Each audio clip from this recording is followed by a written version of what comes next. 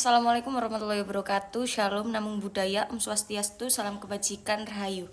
Perkenalkan, nama saya Puja Dwi Afrilia dengan nomor NIM 13125000187 dari Prodi S1 Ilmu Hukum.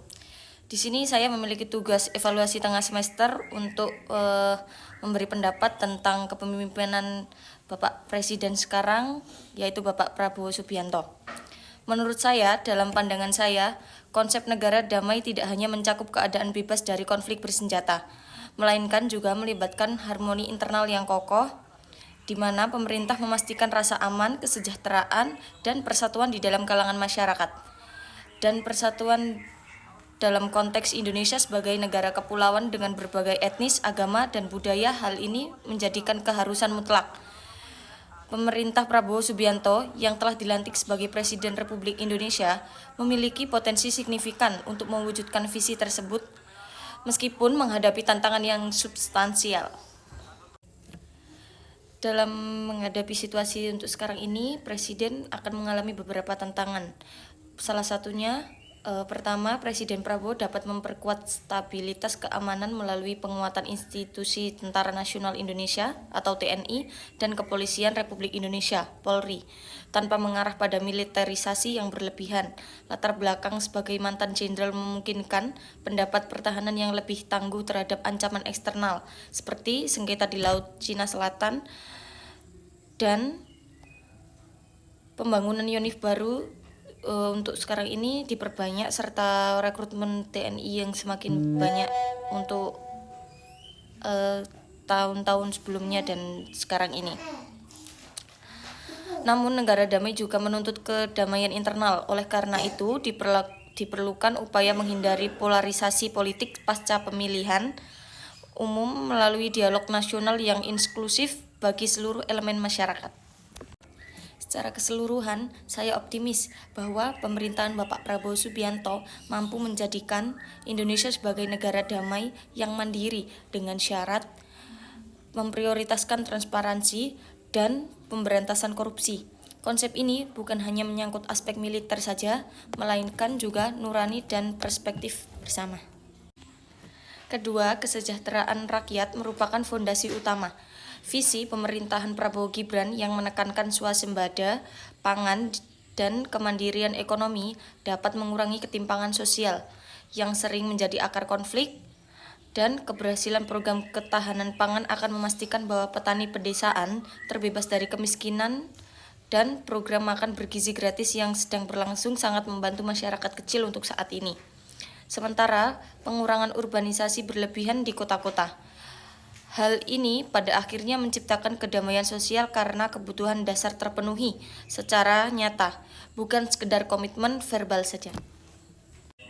Ketiga, dari perspektif Pancasila, negara damai harus dibangun atas prinsip gotong royong.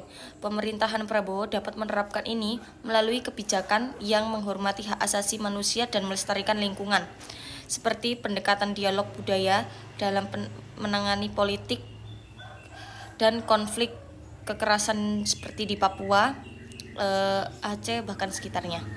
Bukan melalui kekerasan, kegagalan dalam hal ini berpotensi memicu instabilitas serupa dengan kasus-kasus sebelumnya. Menurut saya pribadi tentang kepemimpinan Bapak Prabowo Subianto untuk sekarang ini, dalam memasuki 2 tahun kepemimpinan beliau, menunjukkan bahwa ciri-ciri yang tegas dan signifikan dari caranya yang pragmatis dan berorientasi pada hasil konkret bagi kesejahteraan masyarakat. Sebagai mantan jenderal yang kini memimpin negara kepulauan terbesar di dunia, Bapak Prabowo menerapkan gaya kepemimpinan yang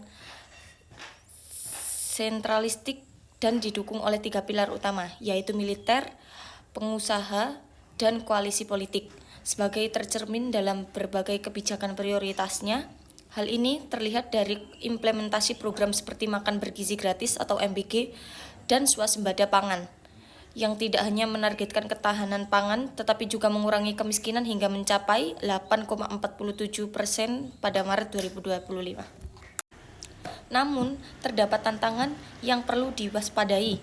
Penguatan peran militer dalam pelaksanaan kebijakan, seperti penambahan batalion dan alokasi anggaran pertahanan lebih dari 30% dari APBN, berpotensi menimbulkan kekhawatiran tentang keseimbangan sipil atau militer, dan meskipun belum ada indikasi militerisasi berlebih, selain itu, meskipun konsolidasi politik koalisinya digambarkan sebagai yang paling solid sejak reformasi. Secara positif, kepemimpinannya berhasil menjaga stabilitas ekonomi di tengah gejolak global untuk saat ini. Pertumbuhan ekonomi yang stabil dengan kisaran 5% pada 2025 tahun ini. Inflasi terkendali di angka 2,65% dan defisit APBN di bawah 3% dari PDB. Menjaga Indonesia salah satu negara berkembang paling tangguh di G20. Program-program seperti cek kesehatan gratis, revitalisasi sekolah, dan kredit usaha rakyat atau KUR telah dirasakan langsung oleh masyarakat, termasuk petani dan buruh yang melaporkan peningkatan kesejahteraan melalui forum-forum publik. Selain itu, komitmen terhadap pembangunan Ibu Kota Nusantara atau IKN dengan alokasi anggaran 48,8 triliun dan investasi swasta 225 triliun menunjukkan visi jangka panjang untuk pemerataan pembangunan, termasuk pelatihan bagi masyarakat lokal seperti UMKM. Secara keseluruhan, saya menilai kepemimpinan Bapak Prabowo Subianto efektif dalam menghadapi dampak nyata bagi rakyat dengan fokus pada asta cita yang berpihak pada arus bawah masyarakat. Keberhasilannya akan semakin kuat jika diimbangi dengan transparansi lebih tinggi dan pembatasan korupsi yang konsisten, sehingga pembangunan kepercayaan jangka panjang. Pendapat ini didasarkan pada capaian 1 tahun pemerintahan yang stabil dan produktif sebagai dilaporkan oleh berbagai sumber resmi.